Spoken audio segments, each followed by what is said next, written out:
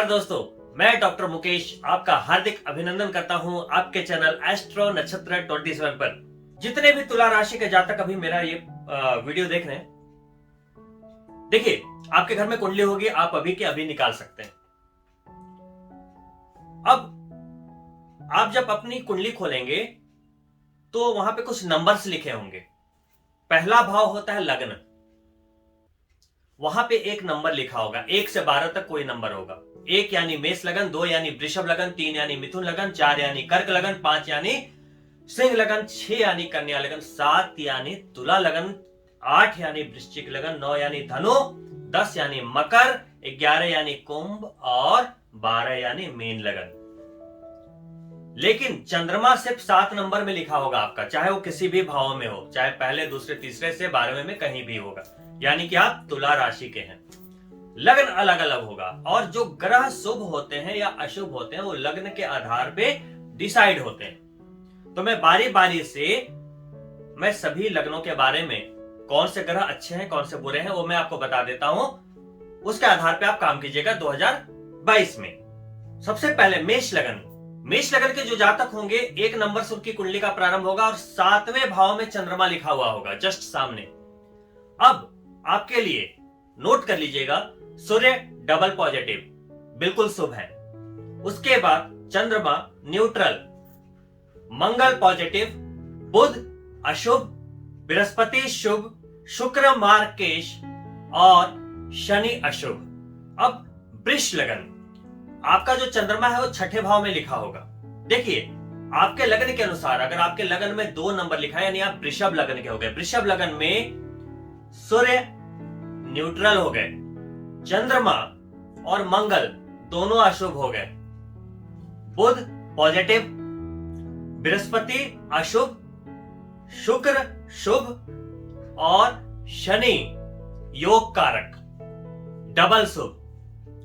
अब आगे बात करते हैं मिथुन लगन की। आपके लगन में लिखा है 3 नंबर, यानी कि सूर्य अशुभ, चंद्रमा मारक, इसके बाद बुध आपके लग्नेश यानी कि शुभ, बृहस्पति न्यूट्रल सामान्य, शुक्र शुभ और शनि शुभ।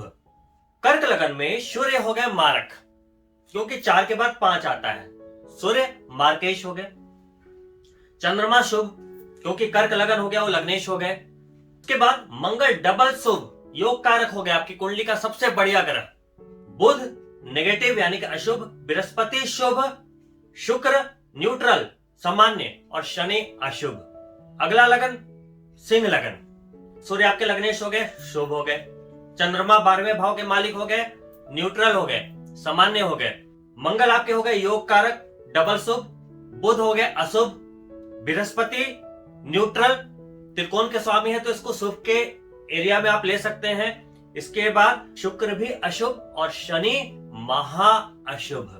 अगर आप तुला राशि के जातक हैं लेकिन सिंह लगन के हैं तो शनि महा अशुभ। अब बात करते हैं कन्या लगन की। अगर आपके नंबर 6 लिखा है लगन में तो कन्या लगन में सूर्य न्यूट्रल, चंद्रमा अशुभ हो गए, मंगल अशुभ हो गए, बुध पॉजिटिव है शुभ है, बृहस्पति हो गए न्यूट्रल, शुक्र हो गए शुभ, शनि हो गए शुभ।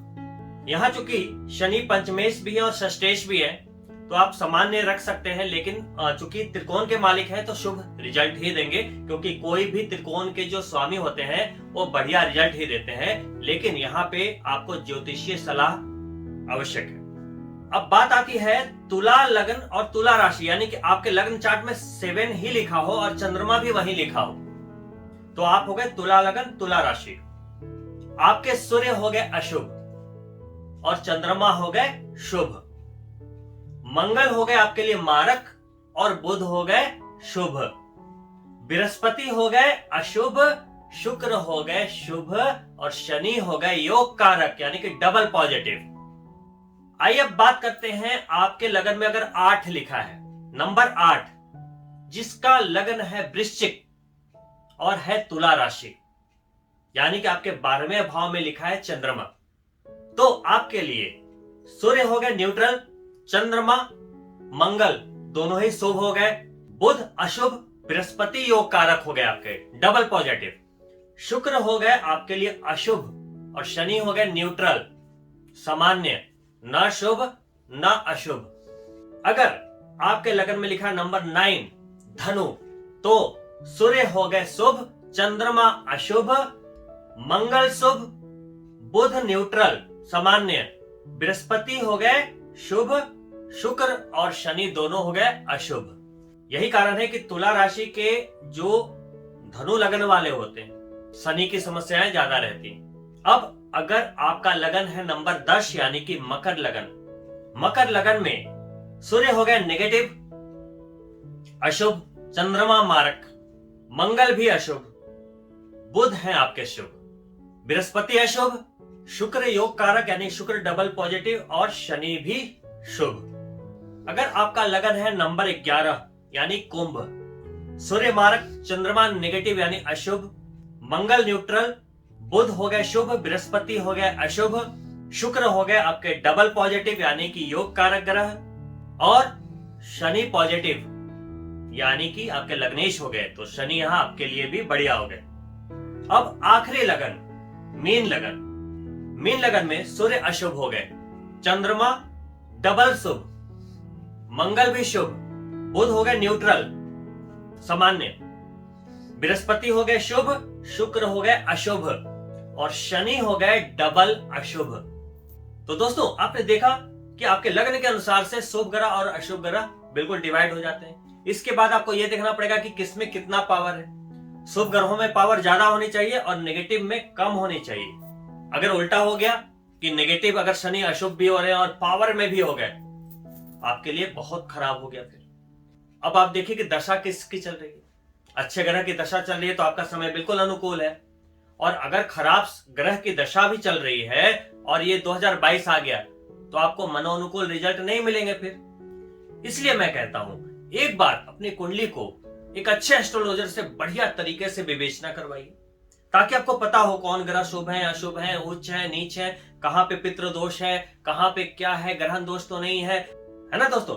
और सबसे इंपॉर्टेंट है चंद्रमा को देखो, चंद्रमा बली होना चाहिए। शुभ है तो मोती पहन लीजिए, शुभ नहीं है तो दूध का दान कर दीजिए, मंत्र जाप से उसको शुभ बना लीजिए, भगवान शंकर की पूजा कीजिए, गणेश चतुर्थी का व्रत कीजिए।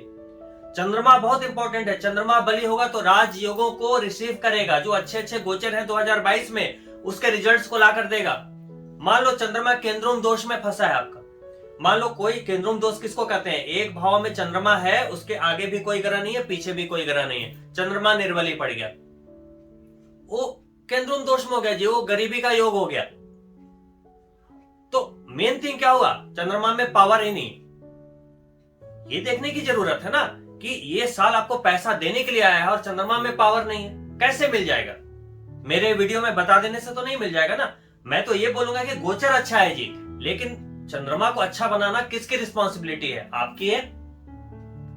इसके अलावा चंद्रमा पर और ध्यान दीजिए कि कहीं राहु के साथ तो नहीं है, चंद्रमा पीड़ित तो नहीं है। वैसे ही सूर्य को देखिए कि कहीं वो राहु के साथ ग्रहण दोष में तो नहीं है, नीच का तो नहीं है, शनि के साथ तो नहीं है।